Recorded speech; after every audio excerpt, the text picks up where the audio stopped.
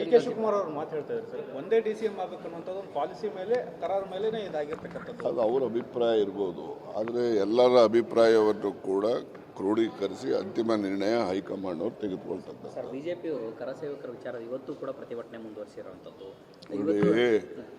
BJP-ನವರಿಗೆ ಬಂಡವಾಳ ಏನಿಲ್ಲ, ಅವ್ರಿಗೆ ಹಿಂದುತ್ವ ಅಷ್ಟೇ.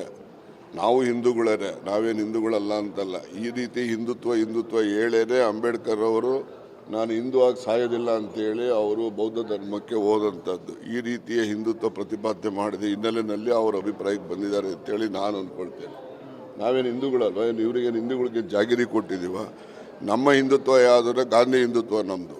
ಇವರು ಪ್ರತಿಪಾದನೆ ಮಾಡೋದು ಗೂಡ್ಸೆ ಹಿಂದುತ್ವ ಇವರು ಕೊಟ್ಟಿದ್ದಾರೆ. ಡಿ.ಕೆ. ಶಿವಕುಮಾರ್ ಅವರು ಮಾತು ಹೇಳ್ತಾ ಇದ್ದಾರೆ ಸರ್, ಒಂದೇ DCM ಆಗಬೇಕು ಅನ್ನೋಂಥದ್ದು ಒಂದು ಪಾಲಿಸಿ ಮೇಲೆ ಕರಾರ ಮೇಲೆನೇ ಇದಾಗಿರ್ತಕ್ಕಂಥದ್ದು. ಅದು ಅವರ ಅಭಿಪ್ರಾಯ ಇರ್ಬೋದು, ಆದರೆ ಎಲ್ಲರ ಅಭಿಪ್ರಾಯವನ್ನು ಕೂಡ ಕ್ರೋಢೀಕರಿಸಿ ಅಂತಿಮ ನಿರ್ಣಯ ಹೈಕಮಾಂಡ್ ಅವರು ತೆಗೆದುಕೊಳ್ತಾರೆ. ಸರ್, ಬಿಜೆಪಿಯವರು ಕರಸೇವಕರ ವಿಚಾರ ಇವತ್ತು ಕೂಡ ಪ್ರತಿಭಟನೆ ಮುಂದುವರಿಸಿರುವಂಥದ್ದು. BJP-ನವರಿಗೆ ಬಂಡವಾಳ ಏನಿಲ್ಲ, ಅವ್ರಿಗೆ ಹಿಂದುತ್ವ ಅಷ್ಟೇ.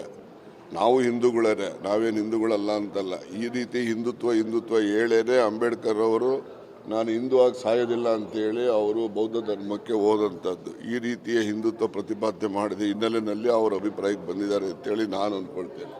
ನಾವೇನು ಹಿಂದೂಗಳಲ್ವ, ಇವರಿಗೆ ಹಿಂದೂಗಳಿಗೆ ಜಾಗಿರಿ ಕೊಟ್ಟಿದ್ದೀವ. ನಮ್ಮ ಹಿಂದುತ್ವ ಯಾವುದಂದ್ರೆ ಗಾಂಧಿ ಹಿಂದುತ್ವ ನಮ್ಮದು. ಇವರು ಪ್ರತಿಪಾದನೆ ಮಾಡೋದು ಗೂಡ್ಸೆ ಹಿಂದುತ್ವ ಇವರು